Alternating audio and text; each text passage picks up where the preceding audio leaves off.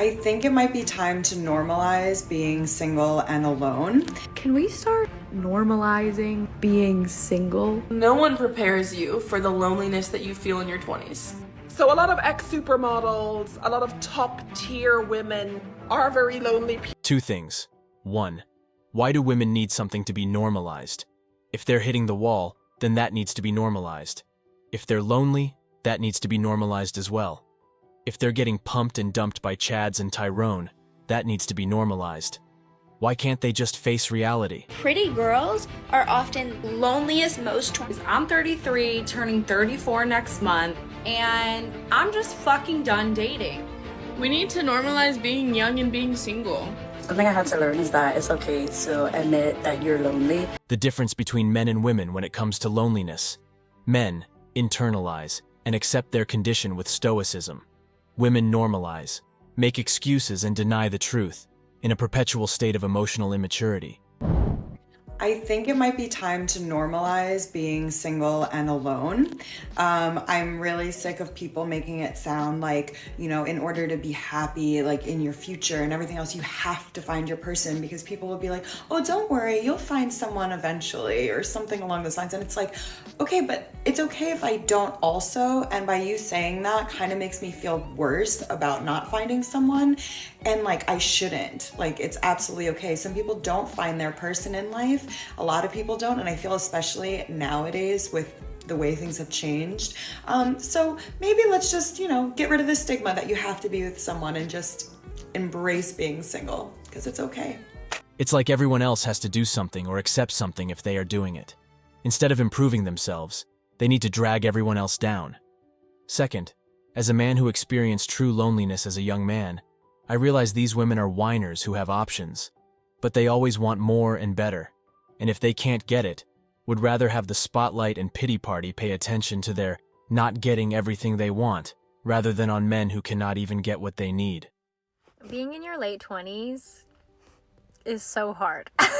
I've seen a few people talk about this and just kind of the loneliness of your late 20s, and especially people who are kind of in this middle stage of, hey, I'm not married, don't have kids, not in a relationship, but I'm also not going out every weekend. I spend a lot of my time by myself. I live alone. I come home from work, I go to the gym, I spend my evenings alone. And on the weekend lately, I feel like I've been so exhausted that all I want to do is like spend time by myself. And I'm struggling with questions about work. Am I passionate about what I'm doing? Am I good at it? Should I be traveling right now and not working, or should I be trying to work remotely so that I can travel? Like, there's just all these things that I think I would like to experience, and it's hard to know, well, when am I going to experience those things? Some things are just universal with women. And I'll say this again, it's something that I tell guys every time. Women overspend, live paycheck to paycheck, and have so much emotional baggage that their ability to attach as a couple is permanently lost. So just so my friends are clear, I have officially reached the age where I will return your 10:30 p.m. text at 6:05 tomorrow morning. Modern women did everything they could to capture and have the essence of power they thought would make them happy by working the corporate ladder up until their 40s, but realized a little too late that they had a natural need to nurture families, settle down, have a loving relationship with men, and become good mothers. And now that they've been inundated with feminist doctrine, they can't even confess that they should have taken the conventional route and lived in accordance with their feminine nature. What do you look for in a guy? Any guy, as long as he's taller than 6 feet, I'll find him hot. Funny, weird and goofy, can cook/feed me, ambitious and motivated, hygienic and clean, social and friendly, has been in a relationship before, good shoe game. Should I keep going? It's like long. Okay. How about new? Has other interests that aren't just sports. Seriously, like fuck off with the golf. Would live within a few hours from my family in the future. This was a big issue in my last relationship. Non-smoker, but I'm a hypocrite. Close with family, thoughtful, likes to try new things and actively makes plans, hiking, going on dates, movies, etc. Likes good music / same taste of music as me, Kid Cudi specifically. Talk about lame. Interest with my career, doesn't get jealous about anything, doesn't keep me from any plans, will do what I want and they can't have a problem with that. I'll do what I want and they can't have a problem with that, but that's a given. Right. Makes an effort to meet my friends, likes animals, arm muscles, tattoos, Italian is a bonus, and has sisters. Sisters. Huge. Biggest green flag in guys if he has an older sister. Yeah, biggest green flag in guy if he has an older sister. All right, enough is enough. Boys, move in. For men, navigating the minefield of being expected to initiate all interactions while not being awkward, while being irrationally confident and outgoing, while trying not to weird a woman out for qualities that make you unique despite those qualities, while being fairly common and normal, and while trying to simultaneously be respectful of consent. The list just goes on and on and on, and never seems to stop. The majority of young men do not earn the kind of money that most women dream of, nor do they check all the boxes on women's unrealistic lists. It's hard to live your own life while being on guard against losing someone's transitory interest, who is deliberately seeking any conceivable red flag to give an excuse to ghost you. And if a guy I really liked called me up and said, hey, come over and give me a blumpkin, I would say abso-fucking-lutely. And if you wouldn't say that to a man that you really liked, then you need to grow up a little bit. I believe there is a propensity to downplay how harsh dating is for young men in today's society. Hitting the wall is one thing, but the fact that women don't even realize why that is a problem for the majority of women is another. And that's something women might want to look at. So, when women hit the age where they've had all their fun and know that they'd soon be hitting the wall, that's the time when you hear them say, well, I wish to reconnect myself to God. I'm trying to make amends with myself. I would like to meet a decent guy. Or, they start yapping like the woman in the first clip. So, up until recently, I really thought that this idea of ghosting people was a Gen Z thing. And then I got ghosted by a 30-year-old and I thought, this is very confusing. I thought we were adults. I didn't think we were still in middle school or even high school. I didn't think we were doing that. I'm just wondering, is it just like a lack of decency for other human beings?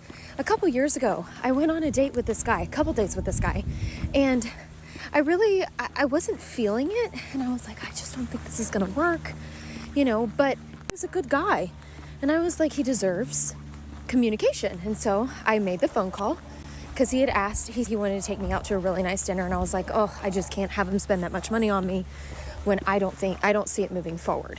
And I just said, hey, thank you so much for your time. I really enjoy you as a person.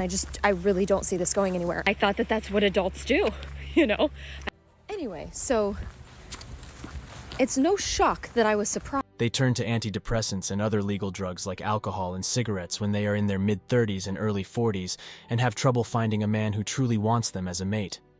However, this does not imply that men pay them no attention. Some males will thirst for any woman out there no matter what sort they are. She becomes more manly the more marriages and children she has.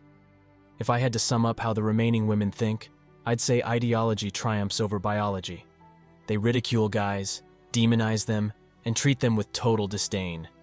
Here are a few additional facts in case they still need them. When women have over 10 intimate partners, their desire to get married to a man is little more than a last-ditch effort. Pair bonding is virtually impossible, and research indicates that she probably contains seed from several guys. A 30-year-old woman needs to look ahead for her own security if you look at her. But you'll also realize that for women nowadays, the average age of the first marriage is approximately 28 to 29. It takes roughly 2 years longer for guys. I've been single a year and a half now, but I took an entire year to not date guys, to not have sex with guys, to not talk to guys, to not even interact with guys.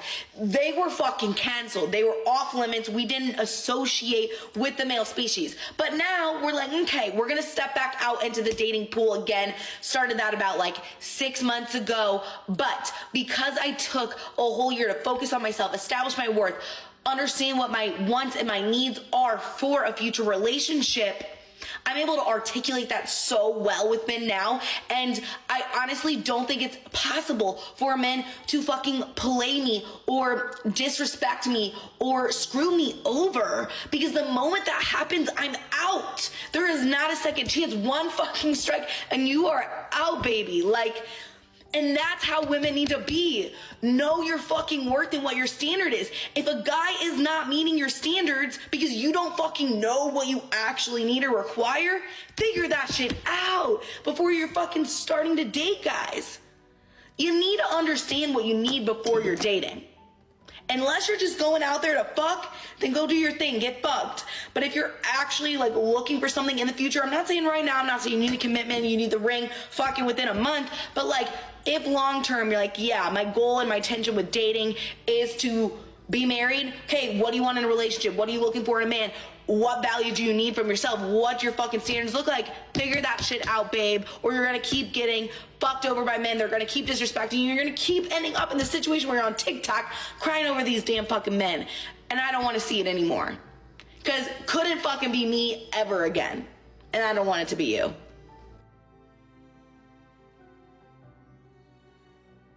Recently started dating somebody and you're not really sure where they stand, you know, maybe they go days and days and days without texting you, you have to initiate first, or not really like putting in that much effort, but you've gone on a bunch of dates, they act like they like you when you're in person, you don't really know how to get their attention or how to like move it and progress it to the next stage. Here's what you're gonna do. Could I sit here and give you tips and tricks on how to get their attention and sort of like regain control of the situation? Absolutely. Am I gonna do that? Absolutely not, because this is something that I wish someone would have told me. Sorry, I got a phone call, so it cut out. But this is something I wish I knew a lot earlier. I wish someone had said to me just like point blank, so I'm gonna say it to you guys. Use people's actions as a filtration system. What do I mean by that? If someone isn't reaching out, if they're not putting in that much effort, like I hate to be the one to tell you, but you're just not a priority to them. And why would you want someone? Why would you want to manipulate or gain control of the situation or whatever to someone who can't do something just as simple as prioritizing you, like at all? To me, that just shows this person either isn't ready for a relationship or they're just not that into you. Now, I know these things aren't fun to hear, but in the long run, if you use people's actions as a filtration system, you will not waste your time on people who are not worth investing in. These people who aren't investing in you, stop investing in them. Like, they aren't worth it. So we don't want to convince people of our worth. Like, you should never have to do that, because if it doesn't end next week, it's just gonna end eventually anyways. I promise you, babe, that is not your person. If he messed up, if he's done something wrong, if he hurt you, talk less. If he doesn't message you and you're wondering what's going on with him, so you're sending him paragraphs, talk less. Talk less. See, this is the difference between the good girl and that girl. That girl never explains herself, never explains her value, never explains her worth, never over-explains a man what he's done wrong. She will let him know. And this happens energetically. Look at all the famous girls in movies that are made to be out that bitch, that girl. Look at them. Look at their characteristics. Do they ever sit there crying, begging for men to understand them? No. They walk away and cut off anyone who's not serving them or living up to their standards. The moment he hurt you and messed up, and you over and over explain how much it hurt you and how much he needs to change, you give all your power away and look like a clown. So here's my advice. Leave a very brief comment and then leave. Don't give your power away. Don't play all your cards. Let him feel the consequences of his actions. Let him sit there scratching his head. If he's a smart man and he's already emotionally attached to you, he will eventually figure it out and come back chasing you. If he's not emotionally invested, good for you, you dodged a bullet. You are welcome. In the United States, it is currently about 30 or 31. But at that point, it's no accident that the average age of the first marriage starts to rise just as things start to change. How convenient for women. Have all the fun that you want to have, and then just when you're about to hit the wall, redeem yourself in front of God and society, and start over. That's when they've got to fly straight, and that's when women are looking for a guy. It's time for the bad guys against the dads. The exciting guys that they had fun with in their past, and then the reasonable, boring, and financially stable guys who can be the father of their children.